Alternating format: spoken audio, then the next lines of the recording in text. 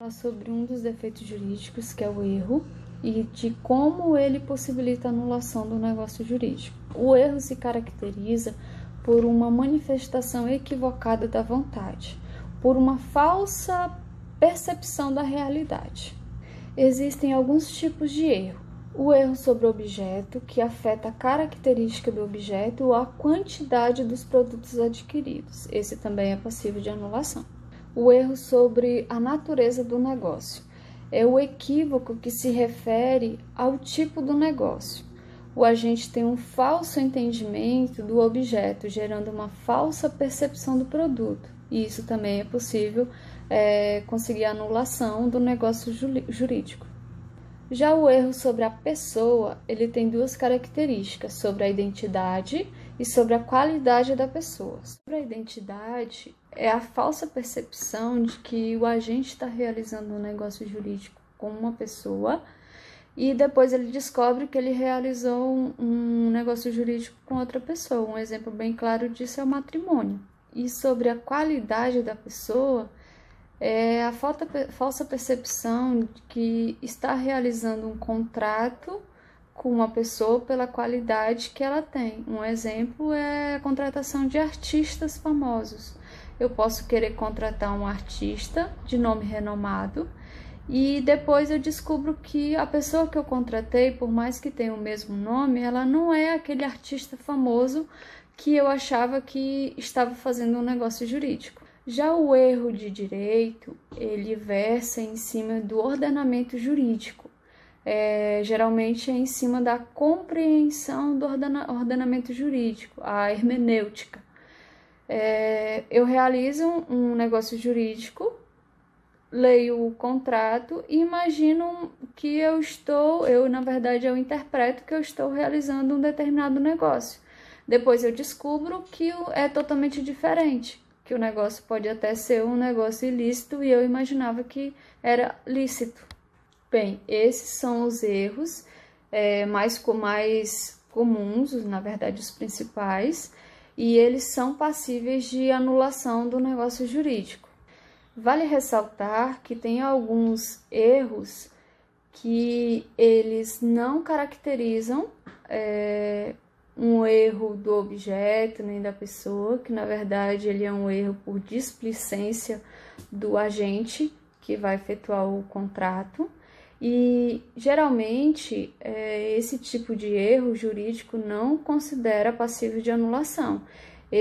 Eles tentam resolver da melhor forma possível sem anular o negócio jurídico. Eles estão bem expressos no artigo 142, 143 e 144 do Código Civil. E geralmente o judiciário opta por manter o negócio jurídico. Algumas das vezes ele vai ser retificado e outras vezes pode ocorrer de uma das partes se comprometer a cumprir o acordado no negócio jurídico. Então o judiciário opta por manter esse negócio ativo e não anula por algum tipo de erro. Vale ressaltar ainda que o erro excusável, atualmente, ele não é passível de anulação, até porque reconhece ele como um erro grosseiro. Ele não é mais passível de erro, ele ocorre quando o negócio não segue os padrões esperados, tendo sido provocado por displicência do agente. Ele não será causa da invalidação do negócio jurídico. Um exemplo claro é o agente assinar um cheque em branco e depois ele descobrir que o preenchimento não foi de acordo com o acordado. Artigo 145. São os negócios jurídicos anuláveis por dolo quando este for a sua causa. O dolo é definido como o artifício ou expediente astucioso empregado para induzir alguém à prática de um ato que o prejudica e aproveita ao autor do dolo ou a terceiro. Diferentemente do erro, em que o prejudicado se engana, erro espontâneo, no dolo, aquele é enganado, erro provocado. Muitas são as modalidades de dolo, que a doutrina reconhece como positivo ou negativo, correspondendo às condutas comissiva ou omissiva do deceptor, dolos bônus e dolos malos, sendo aquele tolerado quando não vai além dos limites de enaltecer um bem ou serviços, essencial ou ocidental, segundo seja determinado ou não de manifestação da vontade do enganado. O dolo pode ser exercido pela parte ou por terceiro, o artigo 148. Somente o dolo essencial pode dar ensejo à anulação do negócio. Olá pessoal, meu nome é Adriano Caio e o tema do meu grupo são os vícios do negócio jurídico. Eu vim tratar aqui com vocês a respeito do que tange a coação. A coação é um defeito do negócio jurídico, um vício do consentimento e está disciplinado do artigo 151 ao artigo 155 do Código Civil. A coação consiste em uma ameaça física ou moral, exercida sobre uma pessoa ou bem, com o objetivo de constranger alguém a realizar um negócio jurídico. A coação pode ser exercida contra a própria pessoa que realizou um negócio jurídico ou contra alguém da família que realizou um negócio jurídico. Pode ocorrer também contra os bens da pessoa que realizou o negócio jurídico, bem como contra qualquer outro indivíduo que não pertence à família da pessoa que realizou um negócio jurídico. No entanto, nesse caso, o juiz decidirá se houve coação ou não. O juiz vai decidir através de investigação, através de apuração, e aí ele vai definir se houve ou não coação. Pode-se alegar coação com o intuito de anulação do negócio jurídico ou para requerer perdas e danos. A defesa pode alegar coação, mas, como já foi dito anteriormente, cabe ao juiz decidir se houve ou não coação. Existem dois tipos de coação. Primeiro, a coação absoluta ou física. A segunda, coação relativa ou moral. A coação absoluta ou física não caracteriza um vício do consentimento, pois não há qualquer consentimento da pessoa coagida. Nesse caso, o negócio jurídico é completamente nulo. Alguns doutrinadores o têm por negócio jurídico inexistente. No caso da coação relativa ou moral, a ameaça exercida sobre a pessoa não é física, mas sim psicológica. A pessoa que está sofrendo a coação tem a possibilidade de escolher entre realizar o negócio jurídico ou não. Em caso de comprovação da coação relativa ou moral, o negócio jurídico é anulado. Na coação relativa, caracteriza-se consentimento. No entanto, esse consentimento está viciado, pois a pessoa não realizaria o negócio jurídico se não estivesse sendo coagido. Portanto, o negócio jurídico é anulável por vício do consentimento. Um pequeno exemplo a respeito de coação relativa ou moral seria, vamos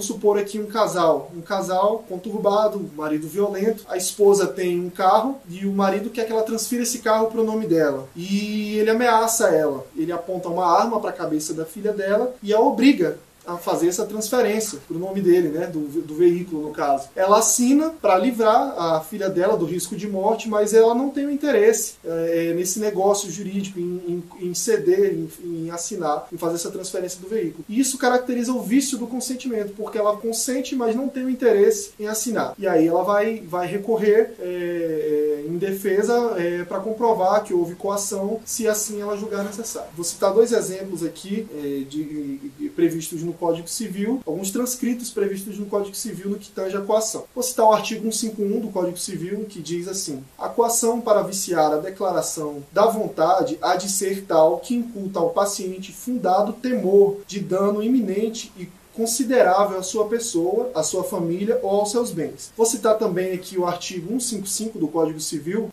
que diz assim: subsistirá o negócio jurídico se a coação decorrer de terceiro, sem que a parte que aqui aproveite dela tivesse ou devesse ter conhecimento, mas o autor da coação responderá por todas as perdas e danos que houver causado ao coato. Obrigado, pessoal. Esse foi um pouco do tema a respeito sobre coação. Hoje eu vou falar sobre um dos erros do negócio jurídico ou vícios do negócio jurídico, que é a lesão. A lesão é prevista no artigo 157 do Código Civil, que eu vou ler aqui para vocês.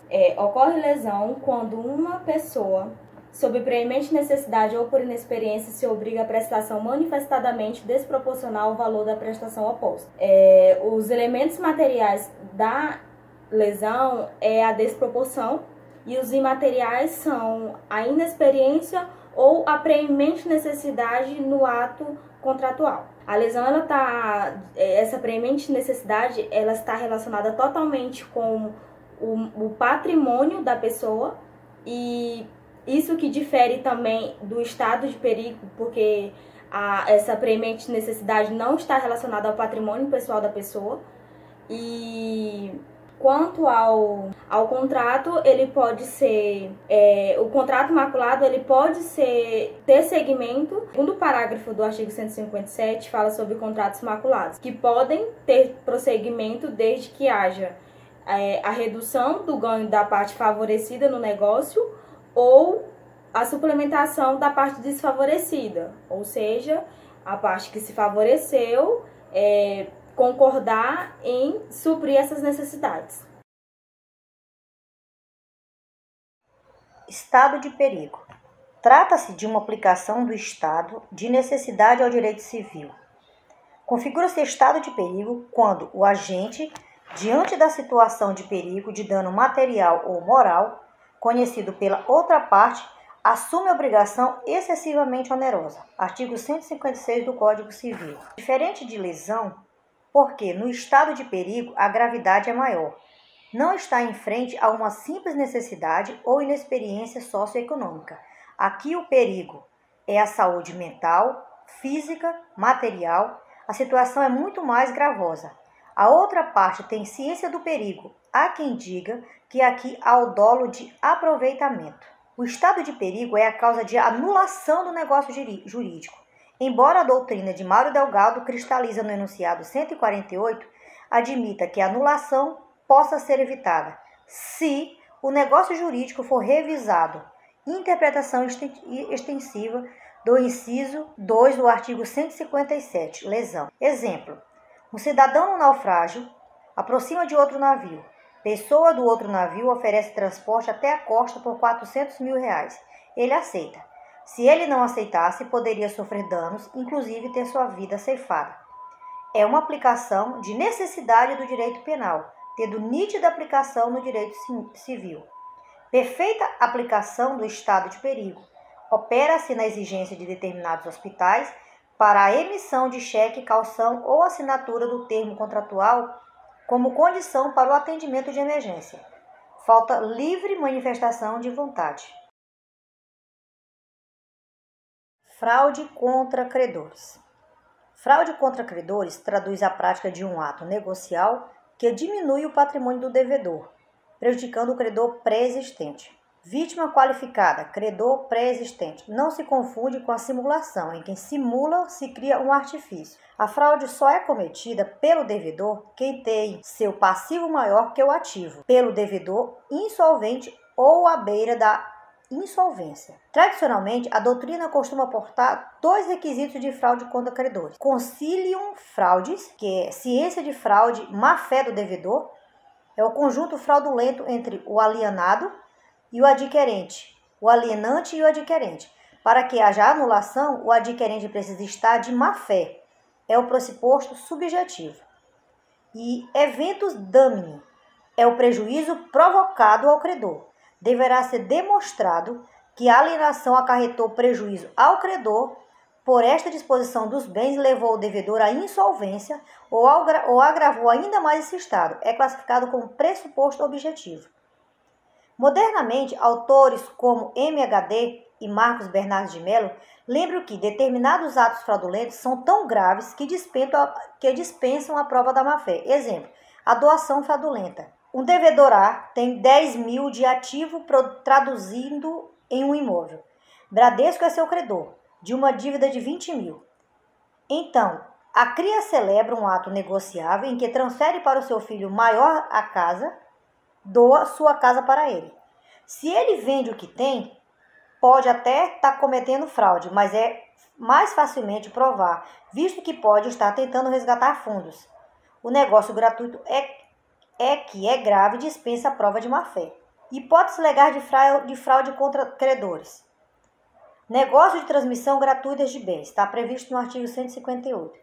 É o pior de todos, porque por liberdade está se desfazendo do seu patrimônio, hipótese mais grave. E perdão fraudulento, remissão fraudulenta da dívida, no artigo 58. Lá diz, os negócios de transmissão gratuita de bens ou remissão de dívida, se os praticar o devedor já insolvente ou por eles reduzido à insolvência, ainda quanto ignore, poderão ser anulados pelos credores quirográfios como lesivos dos seus direitos. Certo, gente. O último vício do negócio jurídico do qual trataremos é o vício da simulação. Primeiramente, é importante ressaltar que a principal característica do negócio jurídico simulado está na contradição entre a vontade real e a que foi declarada na celebração do negócio jurídico. Outra característica importante do negócio jurídico simulado está no fato de que ele sempre virá para prejudicar um terceiro.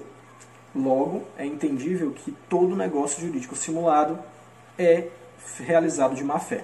A gravidade da simulação é tal que o Código Civil, em seu artigo 167, já o trata como nulo diretamente, e não anulável, como alguns outros vícios.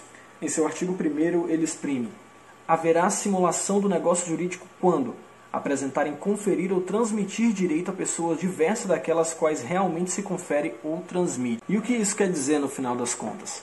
É como se o negócio jurídico tivesse sido celebrado com uma pessoa, mas isso no papel, quando na realidade o bem que foi transferido, que foi comprado, que foi vendido, foi enviado ou recebido por uma outra pessoa que nunca apareceu nesse contrato, que não está nesse papel. Na maioria das vezes acontece para poder proteger os bens de uma pessoa que é muito cheia de dívidas, por exemplo. Se eu devo uma grande quantidade para outros credores aí e faço a aquisição de um carro, por exemplo, se vier para o meu nome, as pessoas para quem eu estou devendo podem penhorar esse meu bem para poder, né, receber o valor que eu estou devendo para eles. Então, para evitar esse tipo de situação, eu passo para o nome de uma outra pessoa próxima a mim que não vou correr nenhum tipo de risco.